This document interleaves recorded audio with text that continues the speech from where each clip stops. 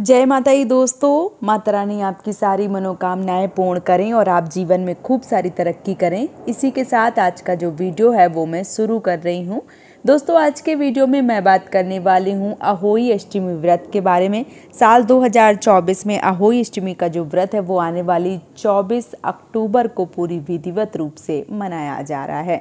बहुत सारी ऐसी माताएं जो इस दौरान मासिक धर्म या पीरियड से गुजरती हैं, उनको समझ में नहीं आता है कि जो पूजा है वो हमें कितने दिन बाद करनी चाहिए। इसके साथ ही साथ पूजा जो है वो हम कैसे करें, संपूर्ण जानकारी जो है वो इस वीडियो में आप सबके साथ शेयर करूंगी। तो जो अहोई अष्टमी का व्रत है वो अपने संतान की दीर्घायु के लिए, उनकी खुशहाली के लिए रखा जाता है। माताएं दिन भर निराजली व्रत करती हैं और शाम के समय जो तारे हैं उनको देखकर व्रत खोलती हैं। ऐसे में बहुत सारी ऐसी माएँ हैं जो पीरियड्स या मासिक धर्म से गुजर रही हैं, तो उनको बहुत ज़्यादा परेशान होने की ज़रूरत नहीं है। अपने ही कुल के लोगों से अहोई माता की पूरी विधिवत रूप से, स्याहू माता की जो माला होती है उनकी विधिवत रूप से पूजा अर्चना करवा दें।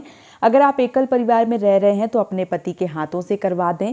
अगर पति भोग प्रसाद नहीं बना पाते हैं तो उनसे बतासा और सिंघाड़े ही केवल चढ़वा दें और अहोई माता के पैर जो है वो छुआएं। इतना ही अगर करवा देते हैं तो ये भी बहुत ज़्यादा उत्तम है।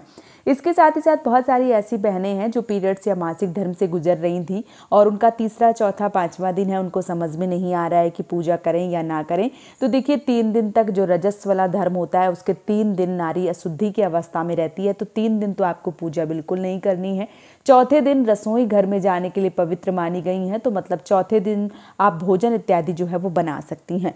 5वें दिन जो भी नारी हैं, जो स्त्री हैं, वो पूजा पाठ के लिए, देव कार्य के लिए शुद्ध मानी गई हैं और देवियों की पूजा जो है वो 5वें दिन हो जाती है। अहोई माता हैं और अगर आप पूरी तरीके से शुद्ध हो जाती हैं, साफ स्वच्छ हो जाती हैं, तो आप पूरी विधिवत रूप से 2 घट रख के स्याहू माता की माला को टांग के पूरी विधिवत रूप से पूजन अर्चन जो है वो कर सकती हैं और अपने संतान की दीर्घायु की कामना कर सकती हैं। तो अगर आप बहुत ज़्यादा परेशान हैं और आपके समझ में नहीं आ रहा है तो आप 5वें दिन पूरी विधिवत रूप से पूजा अर्चना जो है वो करके और अपने बच्चे के लिए प्रार्थना जो है वो अहोई माता से, स्याहू माता से कर सकती हैं। अगर आपका 5वां दिन है और आप साफ स्वच्छ नहीं हुए हैं तो आपको पूजा पाठ बिल्कुल भी नहीं करना चाहिए।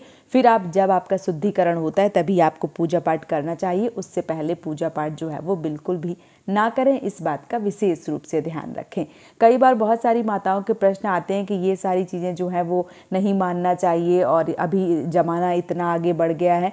तो माना कि ज़माना आगे बढ़ गया, सुविधाएं बहुत हो गई हैं, लेकिन जो हमारे शास्त्र कहते हैं, जो हमारे सनातन धर्म में होता चला आ रहा है, उन चीज़ों को हमें मानना ही चाहिए। बहुत सारी बहनें हैं कि इन चीज़ों को अगर नहीं मानती हैं, और वाकई में अगर आप नहीं मानती हैं, कहते हैं कि भगवान जो है वो किसी न किसी रूप में तरीके से आपको पता लगवा देते हैं कि आपको लगता है कि यार मैंने ये गलती जो है वो की है। तो आप पीरियड्स में या मासिक धर्म में जो पूजा पाठ है वो बिल्कुल भी ना करें। कितना ही आप आगे बढ़ चुके हों, जो हमारी सनातन संस्कृति है हमें उसको मानना चाहिए और मासिक धर्म या पीरियड्स में हमें भगवान को टच नहीं करनी चाहिए, ना ही हमें पूजा पाठ करना चाहिए। अहोई माता की जो पूजा है वो आप अपने घर के किसी भी सदस्य से करवा सकते हैं, अपने कुल के लोगों से करवा सकते हैं, पति से करवा सकते हैं। बच्चों के लिए ये व्रत रखा जाता है तो बच्चों को इस पूजा से दूर रखा जाता है, बच्चे इस पूजा को नहीं कर सकते हैं।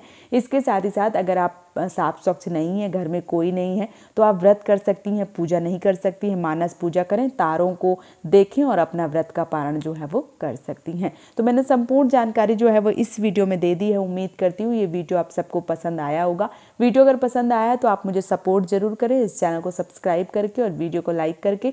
आज का वीडियो यहीं पर समाप्त कर रही हूँ दोस्तों। जय माता दी।